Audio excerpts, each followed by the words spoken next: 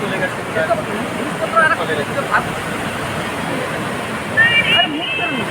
আরে এবার ভক্তদের উপরে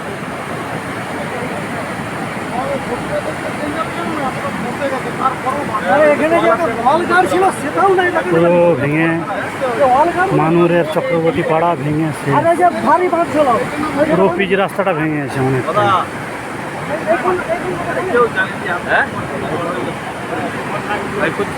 না না